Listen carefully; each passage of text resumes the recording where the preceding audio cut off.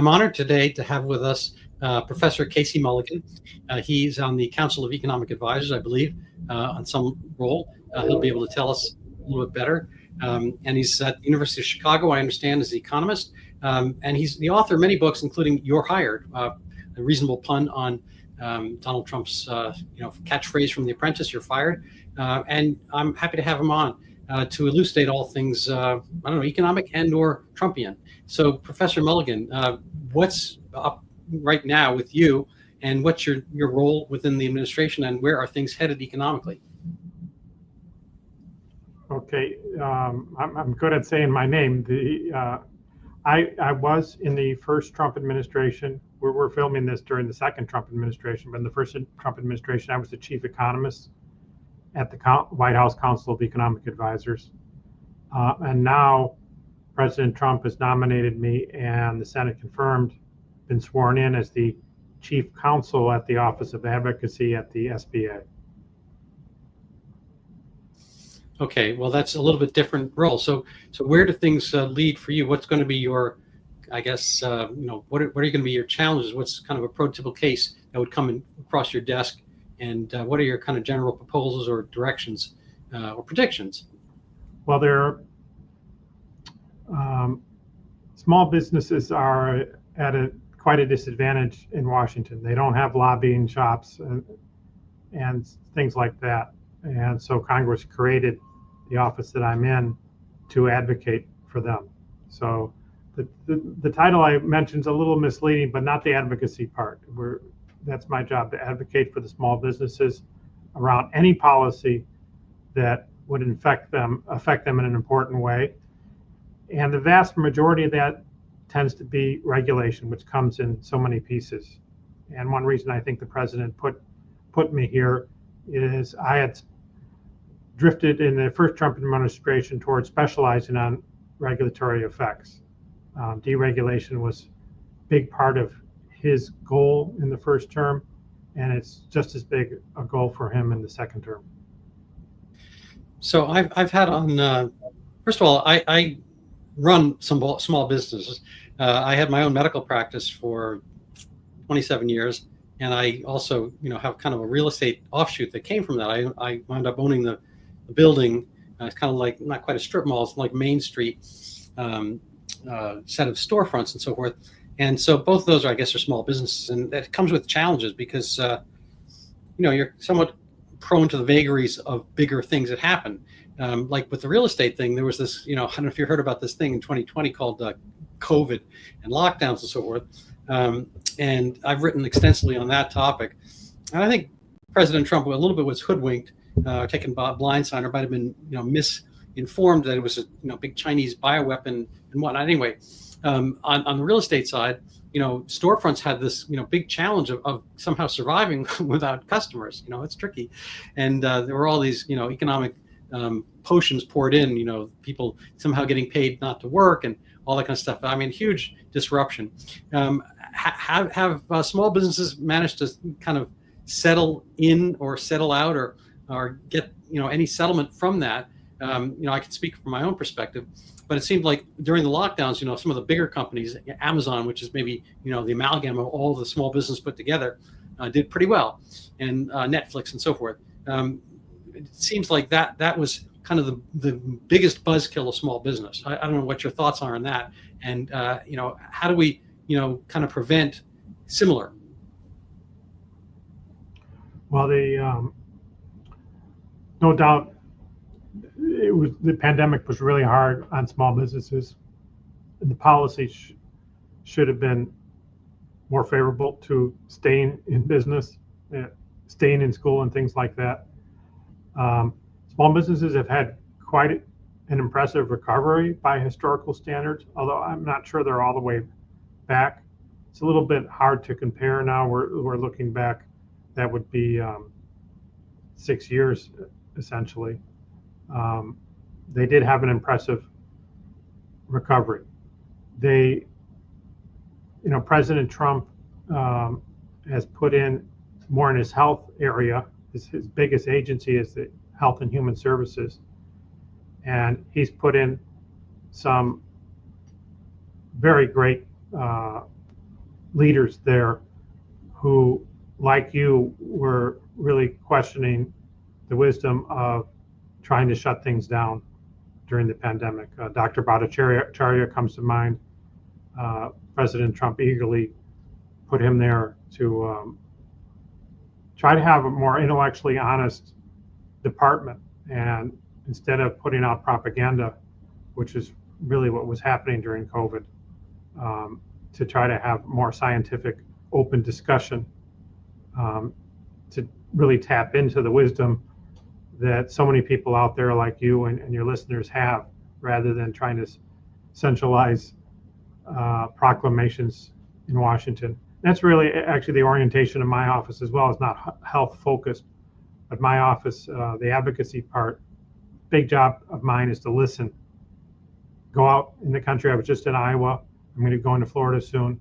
Listen to what the small businesses have to say and bring that message back to the policymakers here.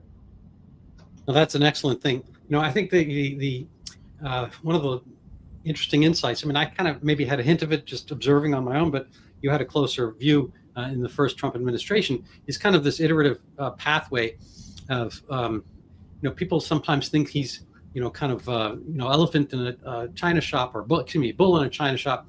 I made an elephant because he's Republican, but, kind of like banging into things and so forth. But I think that's how you wind up getting your opinions honed. There's certain trial balloons. I think Donald Trump, people either like the term populist or not.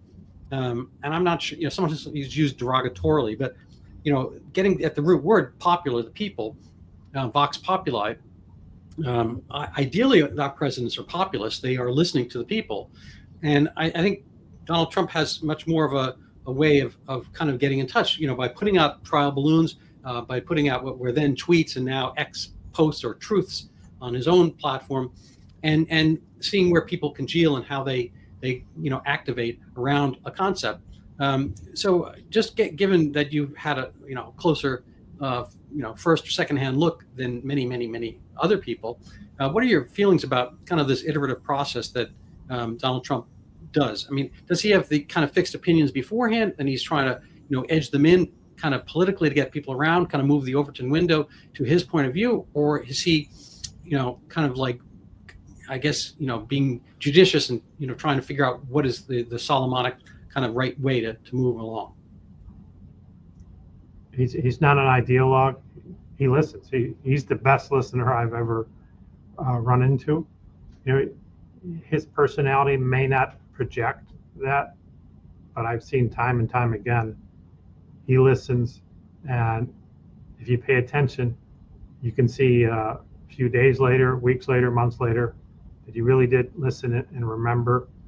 I recommend, if you're interested in the recent history, there's a film called The Final Year, and it was about the final year of President Obama's presidency. It was not intended as a film that you and I would be watching. It was supposed to be for Obama fans. But what's really striking in that film is the orientation of the Obama administration in that last year. It was all around foreign policy. I can't even remember a single American that appeared. They're traveling around the world. They're traveling to Vietnam and other places, Africa, and they're. It's amazing that when they bump into, say, a Vietnamese woman, she seems to know more about what Americans are worried about than President Obama's team. And I don't know how we got into place that our political leaders would be not very interested in the American people who vote for them. It's clear that President Obama got in that position, and President Trump's the opposite. And COVID was tough for him in that regard because we weren't allowed to travel and have rallies and things like that. He loves that. He loves being with people and outside of Washington and listening to them and trying to find solutions for them. So to be stuck and literally in a bubble here in Washington during that 2020 period was not suiting his strengths. Yeah, no, I think it was purposeful. I think COVID was kind of in the Rahm Emanuel Saul Alinsky school of, never letting a crisis go to waste. And it was, purposed and repurposed very early on, as the data have kind of played out. Very early on, this kind of concept of mail-in ballots was brewed amongst Democrats and so forth. And having this kind of election, speaking of bubbles, we had the kind of personal, insulation factor of 6 feet, so forth, and the kind of comical Joe Biden campaigning with like 12 people sitting on a huge lawn, where Donald Trump would be able to fill that same area ordinarily with hundreds if not thousands. The whole level of enthusiasm, everything was kind of neutered and brought to the opposite of a boil, to a freeze, I guess. And it's just a huge sadness, because clearly there was a lot of enthusiasm economically. I have written on, I don't want to get too sidetracked here, but it might be of interest to you.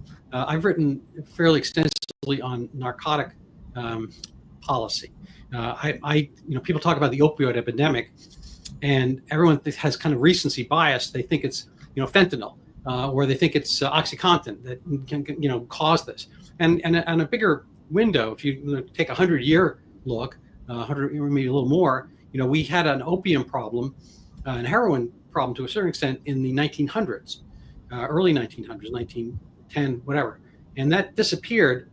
And then everything, pretty much there was no narcotic problem throughout the 30s and 40s and 50s and early 60s, until this idea of treating narcotic usage as a disease. We don't give alcoholics vodka, we don't give them clear liquid to treat their jitters and so forth. We don't give any of the other drugs. We don't give replacement. But for heroin, it was decided we'd give methadone. Anyway, that kind of expanded the bubble that put the groundwork to what we have now as an opioid epidemic, and nobody can really kind of see beyond that. The question I have is how, to quote the Who, Roger Daltrey, I guess, how deaf, dumb, and blind are sometimes these economic policies, which forge secondary unintended consequences. And I'm wondering whether this you see this playing out either in the first term, any kind of corrective actions, or in the second. And I guess one segue would be possibly, I was reading about the auto regulation thing, where people kind of get and fall in love with the regulations they get. And in a distorted market, it seems to do well for people who are on the end.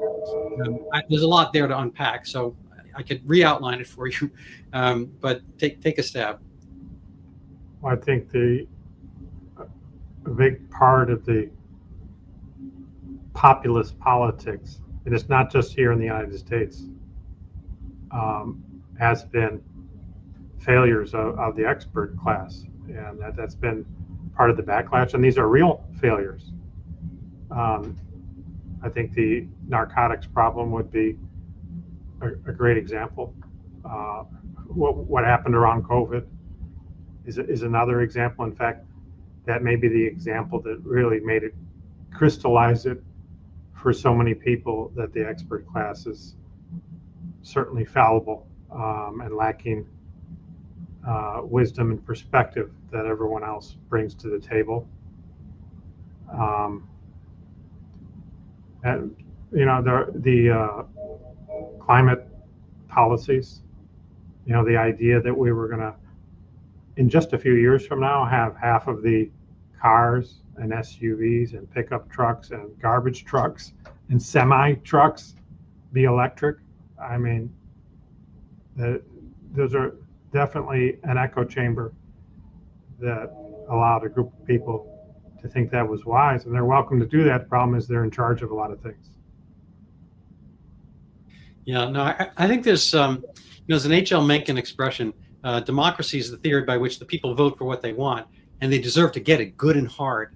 I think what we're seeing in our putative, maybe for former allies, that happened during COVID, and currently in Western Europe and potentially Australia, and whatnot, is kind of a disdain from the ruling class toward the people, and people disdain the quote unquote replacement theory, but it seems that people don't like the people who are there in Ireland and UK or whatever, and they want to replace them with new people who will be more beholden and make kind of the dependent class. And this is, a little bit of an analog of my methadone example, and I think it plays out in other, quasi, economic rent-seeking arrangements where, groups can get more money from the government if they act a certain way, and it gets kind of a forward propulsion. And I mean, we are not in the UK right now, but I assume you follow that stuff where the regular people. I mean, the UK used to be called a nation of shopkeepers. They just seem to be whatever the nice word for crapped upon. They seem to be taking the short end of the stick in the UK politically, and I think we saw that here, and somehow the illegal aliens or undocumented, whatever you want to call new Americans, were given kind of the priority position, free hotels, free phones, free this, whatever, and we get to vote, but then the government gets to vote with money the things it wants to favor, whether it's an Obama phone or something like that. Where does this all begin? What's been the method to the madness, and where does it end? Well, predicting the future is tough, but another side of the coin that you're discussing that's troubled me is the attack on free speech. It's sad in Ireland.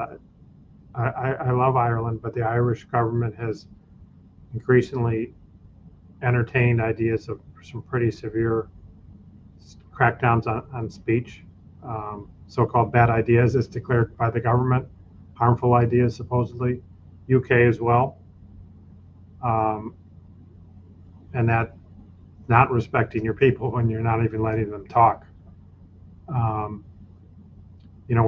Where does that go? I tend to be an optimist that a lot of people out there like free speech, and particularly in the United States. They appreciate the ideal of the First Amendment, and so I think the politicians who intend to get in the way of free speech are underestimating the backlash that they're going to experience, and to some extent they have experienced it already. That was one of President Trump's key campaign promises, that we weren't going to use government to squash speech anymore. Yeah, no, I met with Dr. Bhattacharya a number of times when I had on my show 4 times, and he had his lawsuit, which is basically a free speech lawsuit. Became, I think it was Murthy, Missouri versus Murthy, or Biden, Missouri versus Biden. Had a few different iterations around, names and whatnot. But ultimately, I didn't pass the finish line, sadly. But I think free speech in science is free speech is science. You can't have any kind of reasonable conclusion unless you already have the possibility. I mean, Galileo, his ideas won. I don't think he did. You can shut people down. The ideas wind up having their own lifetimes, and this a lot of our thought leaders have literally been crucified. I mean, there's Jesus, and Socrates didn't do too well. It doesn't seem like it's a new thing to disdain and try to punish people who think and have proposals that don't go with the flow, as it were. There seems to be kind of this playing people apart in order to gain power. I mean, the British got the largest empire on earth at the time, maybe ever, by learning how to set people against each other and is divide and conquer and whatnot.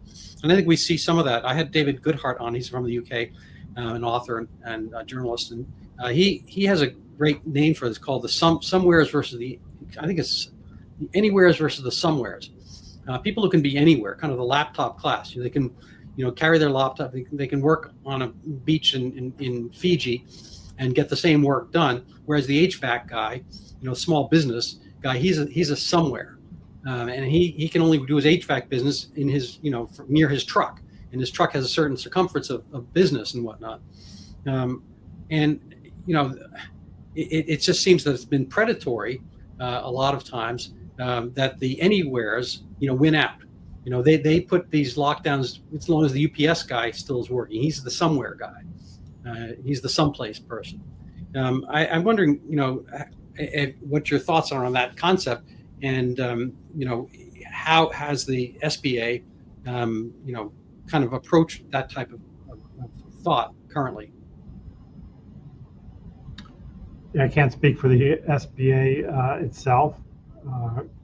Kelly Loeffler is the leader of the SBA, but in terms of my Office of Advocacy, since the beginning is really Congress's intention, and we're following through on that intention, is to first and foremost be listening. A number of my employees do not work in Washington at all. They're out there every day, probably as we speak.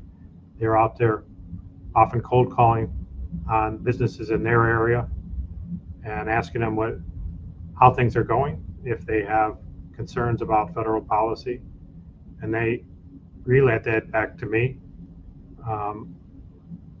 unwashed, and I relay that to the relevant policymakers here. And I go out myself. As I mentioned earlier, I was in Iowa just 3 days ago doing exactly that. So my office, by the way, has been empty for 9 years. So there are forces in Washington that aren't so interested to see that strategy pursued. But President Trump is enthusiastic about it, and that's what we're doing. Huh. So I wonder if you want to step, I guess, in an observer role a little bit. And there was this mini scandal. I think it'll disappear in a few days. Kerfuffle, brouhaha, whatever, over the BLS, which I think they could really, have helped the agency a lot by just getting rid of the L and call it for what it oftentimes is. There just seem to be a lot of agencies that serve very little purpose. Bureau of Labor Statistics, I was reading someplace that the bond market or whatever, they're upset because trillions of dollars are based on determining the labor statistics, and they're not going to get, it's going to be politicized as a result of, E.J. Antoni's taking over from Fardle or Fardler, I can't remember the name.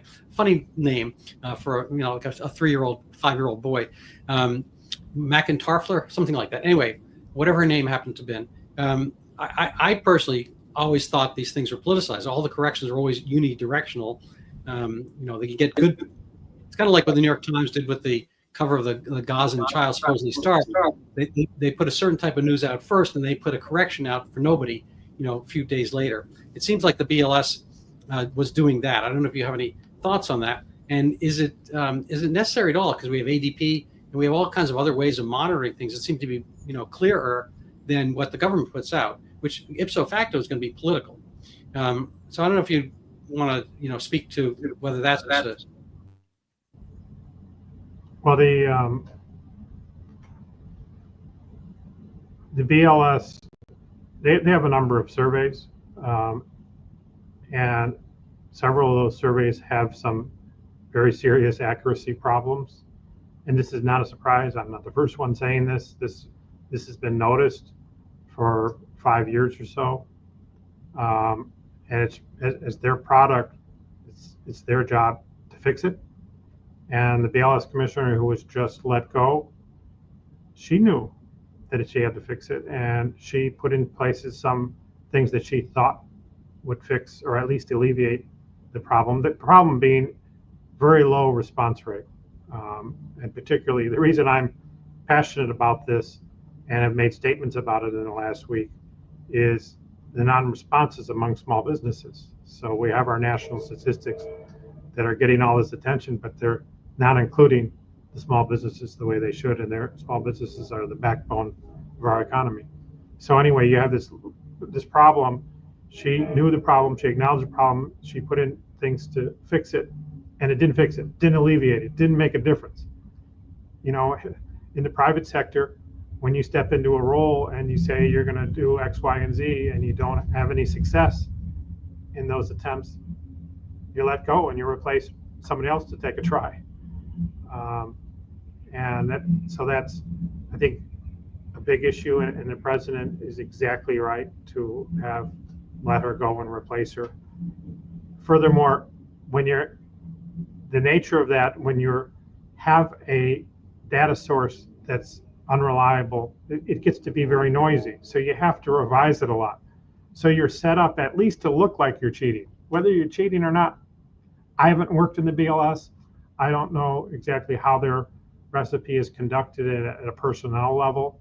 But they're set up for a lot of revisions, and they're either up or down. And we shouldn't be here. We should have had a better survey that doesn't really need revisions, and then we wouldn't be having the debate as whether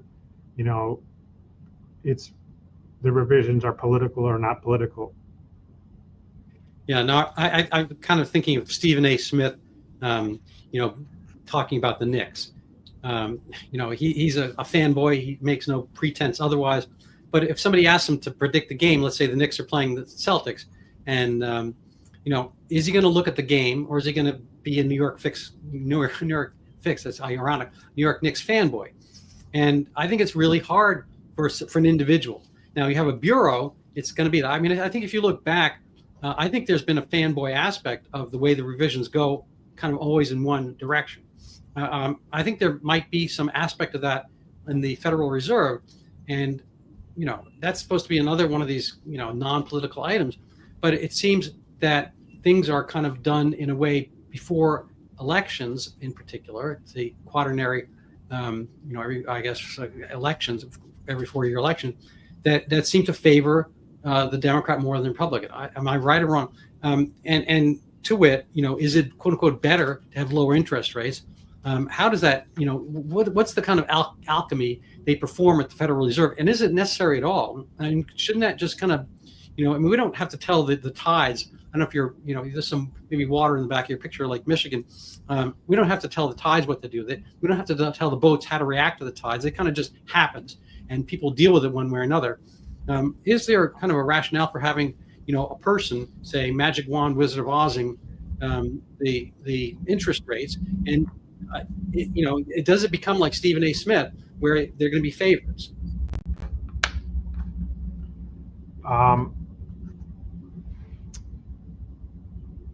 There's certainly plenty of the economics I've seen from Federal Reserve over the years that I would view as biased. They completely neglect the role of regulation, and they have for a long time, even though regulation at the federal level became very important beginning with Obama. But throughout those years, they never discussed it. I discussed an episode in my book, it's pretty extreme, where just one regulation, remember there are thousands of regulations going on, where just one regulation was moving the needle on the national economy, and the Fed had no clue. They were aware that something was moving the needle, but they didn't add 2 and 2 together and realize, this is deregulation that's bringing down consumer prices. That's just an example. And in the setting of interest rates, I haven't been part of that process. Wouldn't surprise me, your guesses that you're making. And for sure, the setting of interest rates could be done in a more mechanical way. Milton Friedman quite articulately made that case for many years, and his case, I think, is just as strong as ever.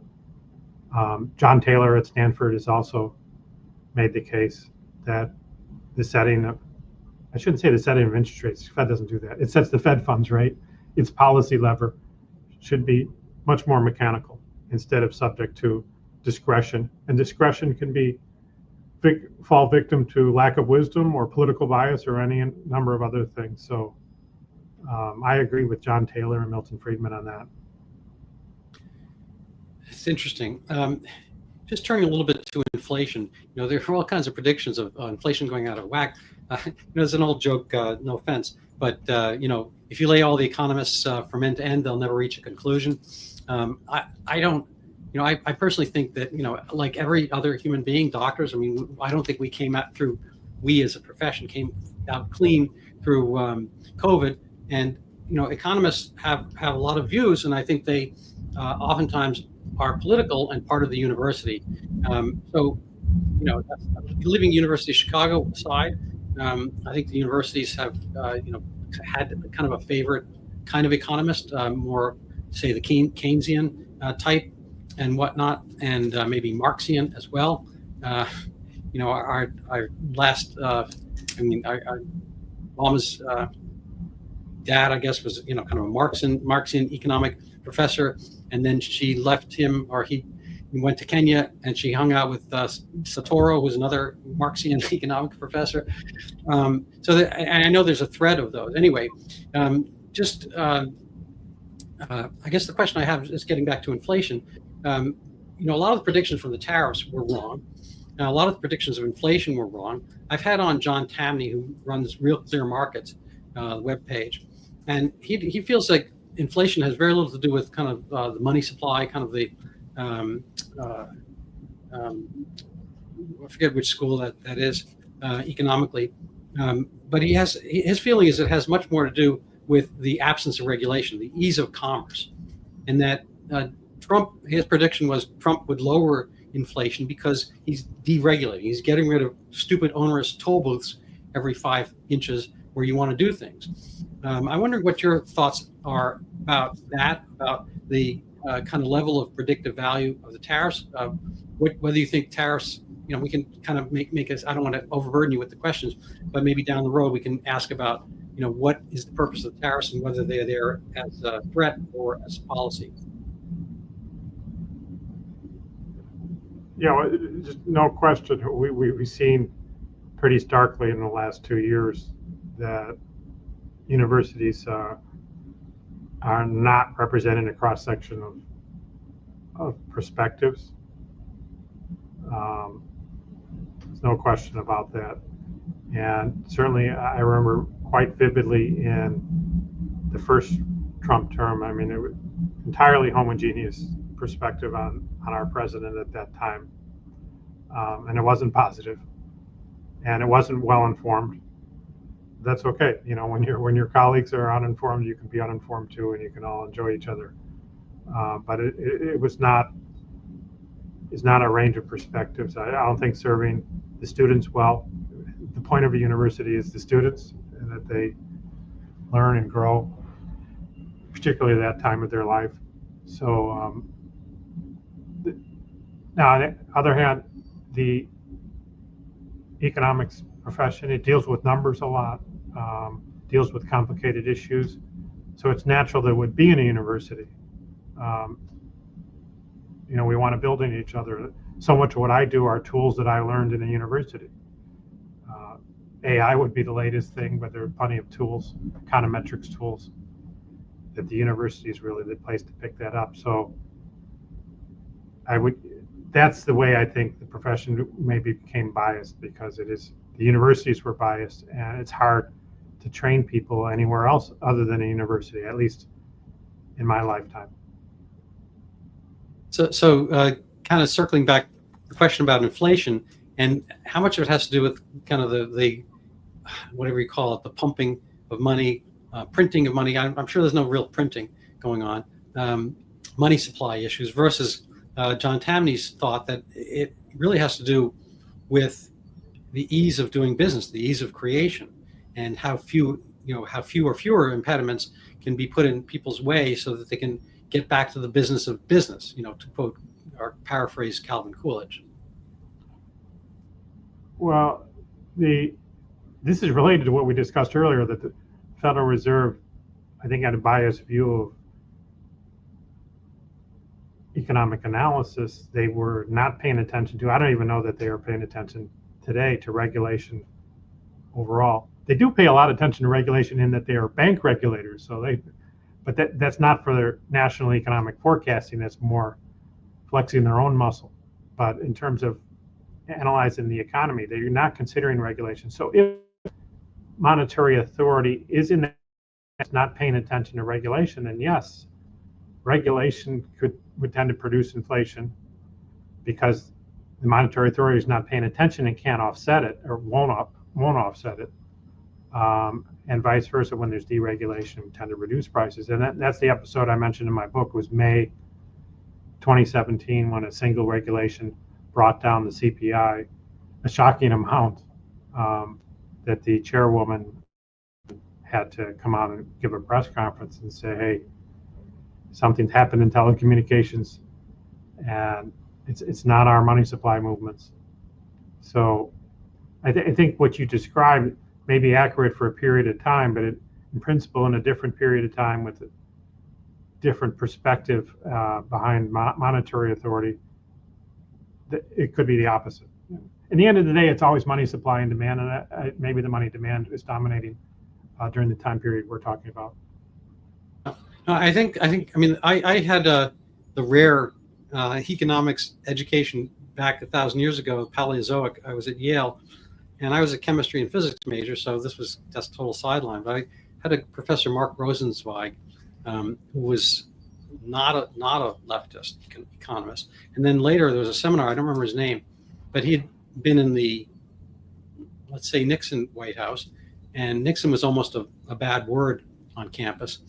And so we all entered the class as Democrats, mind you, very skeptical.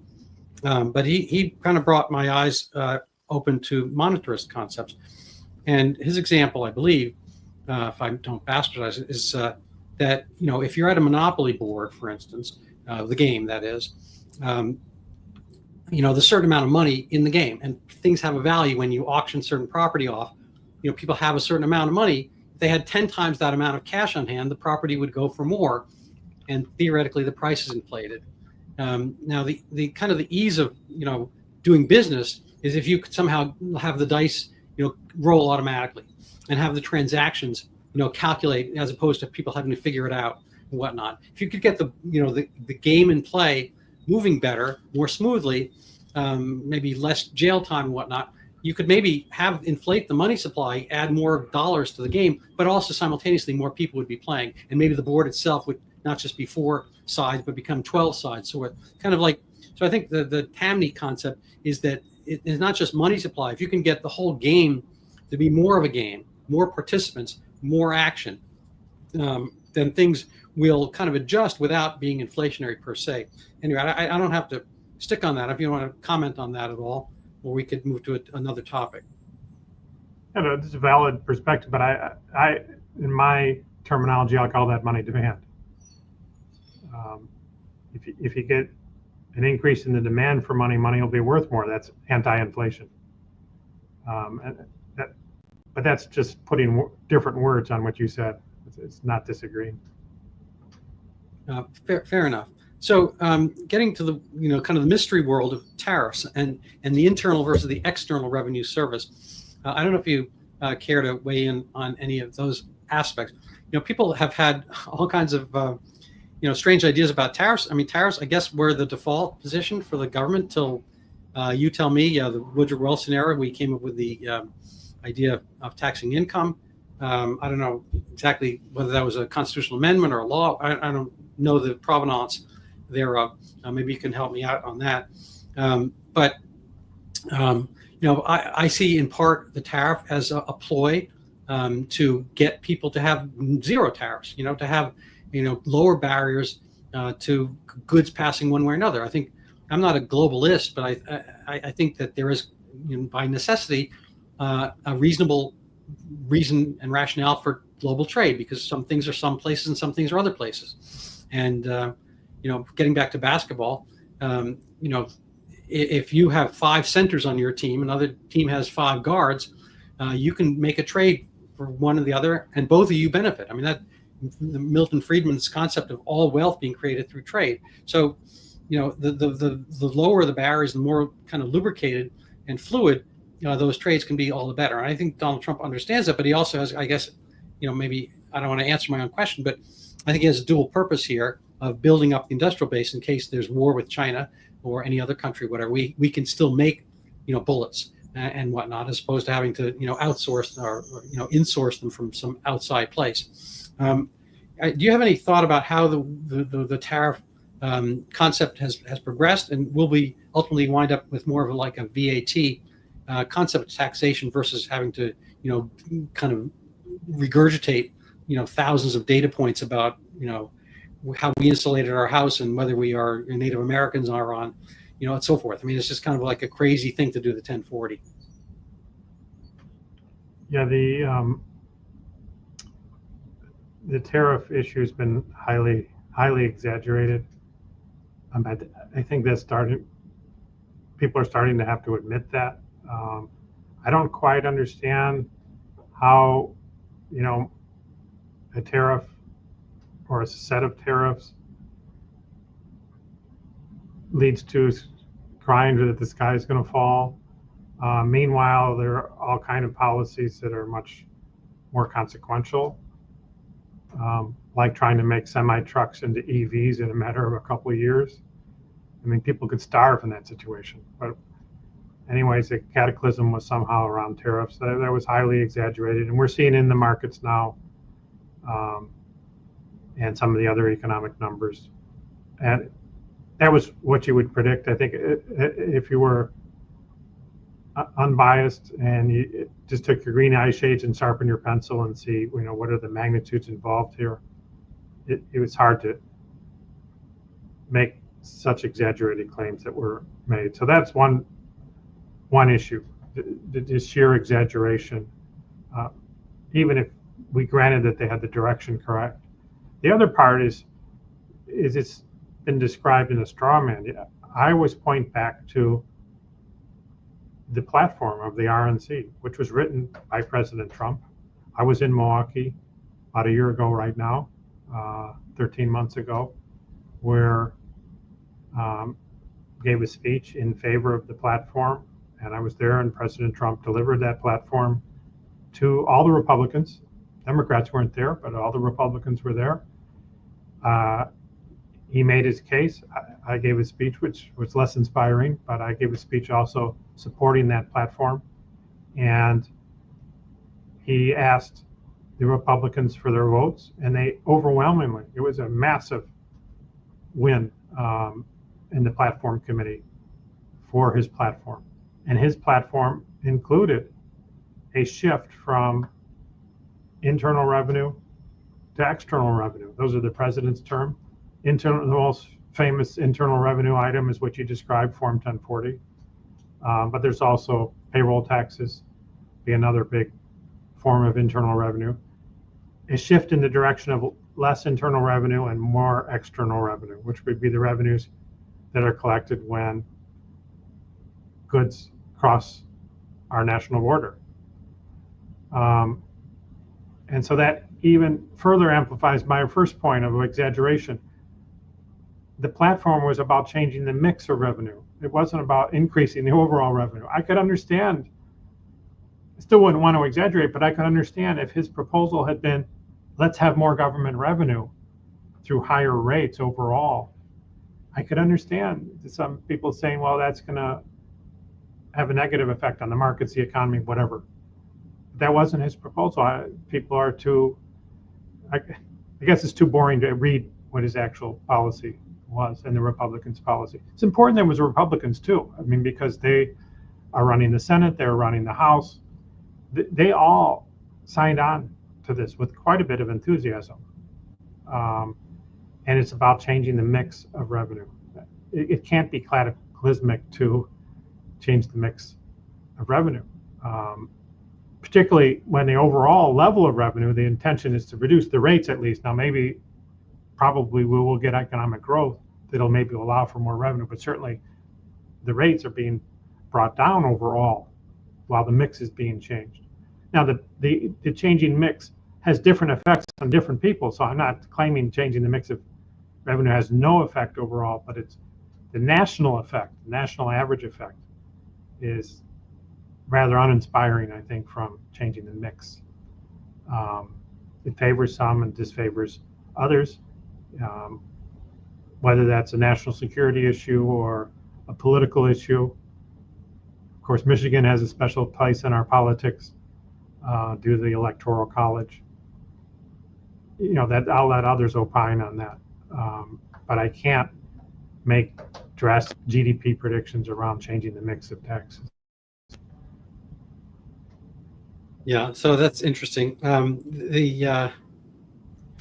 It's funny. Taxation is very poorly understood, I think, particularly on the left. Just one quick thought. Whenever I do tax season, it's like I have to kind of I have to drop everything else And I don't have the most complicated life, but I've got a couple different business concerns and whatnot.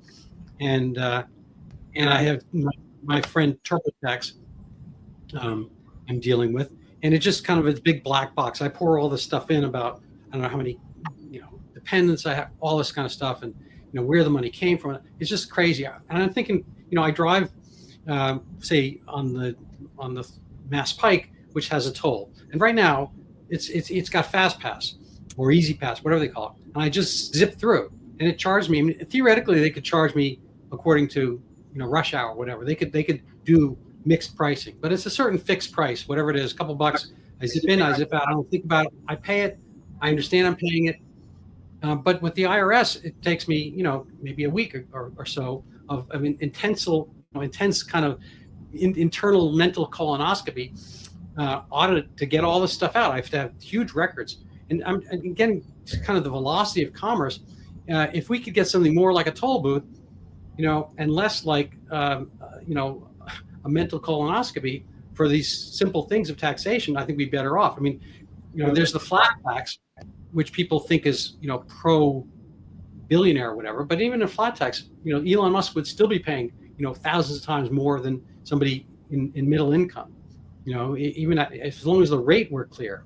And if there's some, I don't know if your thoughts about, progressive tax versus flat tax, and which one, why one's called progressive. I mean, I just, it doesn't mean the other one's regressive. Is there any concept of, if we don't get rid of the IRS completely, of going to kind of a simpler, back of an envelope kind of thing versus this intensive process that requires Tax Act or whatever it is, to process for you? I'm not sure. I've heard the president speak on the flat tax per se. I know he is very much against paperwork, and I'm certainly hearing from small businesses paperwork around taxes, not just Form 1040, but employers have a whole nother set of tax forms that they have to deal with. And as I hear that from small businesses, this is something I'm reporting back. I'm not sure where the administration will go with that, but the president is not proud of paperwork, that's for sure. He would like to reduce it. And you would think there are opportunities around taxes.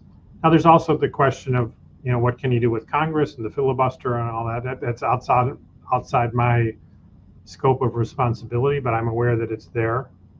But there's plenty of paperwork, including around taxes, that could be cut without convincing Congress to pass a new statute. Fair enough. I'm going to maybe have kind of more free-form time for you as we round out the hour here. My friend John Tanmi, I think he knows Art Laffer, and when I was in D.C. for the inauguration, and I was happy I got in one of the inaugural balls. It was a total fluke. With everything, the Red Sea part in the right direction, was really a gas. I got to meet some great people. Anyway, the Laffer curve is, one of these mysteries that, you just can't keep endlessly taxing somebody. I mean, it's kind of like if you did have a single cow, for instance, and your livelihood depended on dairy, and all of a sudden you need more milk, somehow like going after that one cow all day long is just going to tire both of you out and is not necessarily going to be productive. I don't think people have a sense about that with taxation in general. And, I think, a fair amount of taxation seems to just be kind of like school marmy, position taking, trying to influence one thing or another, tax credit for, your solar panels, and that's going to make more solar panels, that which is incentivized, we get more of. How much of taxation is there to be kind of like our betters telling us morally, in their view, how to act, and how much of it is, say, for the greater good, and how do we determine what the greater good is with government having its own kind of filters and not necessarily being responsive until current days to the people per se, and or whatever other topics you want to cover in the meanwhile? Well, I certainly lean toward a smaller government, and that would mean less taxes, although less regulation. Regulations is quite a big problem, and it doesn't get recognized because it comes in so many pieces, whereas your tax comes in fewer pieces. You have the 1040 piece, which is quite big, the payroll tax piece. Now you've talked about a lot of taxes at that point, whereas regulations, to tell you about half of the regulations, I'd have to sit here for hours, weeks, months going through them. But their sum total is quite oppressive. But its principle is the same. Are the people getting to make their own choices for themselves, or is that being directed from Washington? Both of those policy tools, tax and regulations, can move in one direction or another, depending on whether you're increasing the size of the government or reducing it. So I had a brief interregnum in my medical career in the late 20 teens, and I was doing a startup, and it wasn't medical. It was called Gain Street, and the concept was to provide continuity for businesses. So oftentimes, small business, like my HVAC guy, say he might have a great business going, but the inspiration was a security guy I had. He had done kind of an earlier iteration of security cameras and so forth for my office and alarms and whatnot, and he passed away, and everything went with him, like all the knowledge that he had, all the customers, somebody to keep up with my system. He knew all my system problems, whatever. I'd call him, and flick of a phone call, a dial, whatever, he'd be there, and he knew exactly where everything was. I didn't have to tell anybody. It took a lot of time and effort to kind of get regenerated. And so the idea for this small business was to have something that could, in a way, be like a relay race. So you have one guy running this business, and we all are mortal, unfortunately. And so something might happen to him. He might just decide to drop the business, whatever. He might want to go to Florida, and the business intact. I mean, in those cases, it's easy. You have time to plan. But for an illness, let's say you have a stroke, God forbid, or you pass away, that business just disappears. I had an attorney friend who's had an accountant father, and he had a huge business, like a $40 million business, and he passed suddenly, and the whole thing just shuttered. That was it, all done. I don't know how people got their paperwork and whatnot. In the realm of small, now my startup, as most startups, it didn't get past the ultimate finish line. We did, we ran out of funds ourselves and so forth. I think the idea is extant. I mean, it's still reasonable. Nobody's taken it up. Is there any kind of thought about? I'm not saying it's the government's role per se, but do you have any thoughts about how to kind of engender a better ability for companies to get a kind of a self-evaluation, put themselves on a landscape, almost like, one of the ideas was like Zillow tells you how much all your residential properties are worth. It makes transfer easy. People understand how to make their home better because Zillow says, oh, do the bathroom this color. People get an idea. So the idea was how to beautify your business and put it on some kind of general scale using, QuickBooks and all that kind of stuff. A lot of small businesses seem to be off the grid for that kind of stuff. Is there any kind of like John F. Kennedy's, fitness thing back in the day, the presidential plan on fitness? Is there any way of kind of making a presidential plan on business fitness so people could kind of learn how to get, quote unquote, better health for their business and therefore be able to not just keep it healthier, but be able to pass the baton along more smoothly? It's an interesting idea. I think an important part of the small business economy is the resale of businesses. That can be often the retirement for the owner or their owner's spouse, children. And there are businesses in the business of helping a founder make a sale and get ready for a sale. Whether there could be a broader program, it's an interesting idea. We'll have to noodle that a little bit. That might be something in the Small Business Administration's wheelhouse. Well, I could show you the things we developed. I had a brilliant guy working. He was a business guy, and we wound up having the idea out and about. It didn't quite catch fire. It's hard. Anyway, I want to thank you so much for your time with us. Any closing words? Any thoughts, observations you want to leave us with advice for people who, are kind of the criminologists of the Trump world, trying to suss out every, wink, nudge, hiccup, and so forth? Well, I'd recommend my book, which I had a lot of fun writing. People have a lot of fun reading. You're Hired. I have a website, you'rehiredtrump.com. And, it came out in early 2020, but the issues, very much the same issues, many of the same personalities are still here in this second term. So you have a lot of fun and really have timely information. You're not going to get anywhere else. The New York Times is not going to tell you the real facts that I have in there. Now, the subtitle of the book is Successes and Failures of a Populist President. I mean, I'm an academic. I only say the things that I can back up with facts. So it's not a cheerleading exercise, but it definitely is a source of information I don't think you can find anywhere else. Well, thank you for that. I appreciate the clarity of thought you bring. May you be cloned across academia. Thank you, Casey. People, do you have an X account or some other thing that people can find you on? I'm on X, Casey B. Mulligan. But my website, you'rehiredtrump.com, can link you to that and other things, YouTube, other things like that. Lovely. Well, thank you so much, Professor. I'm honored to have had you on the show, and I appreciate all your vast sources of information. Yep. Bye, Randy.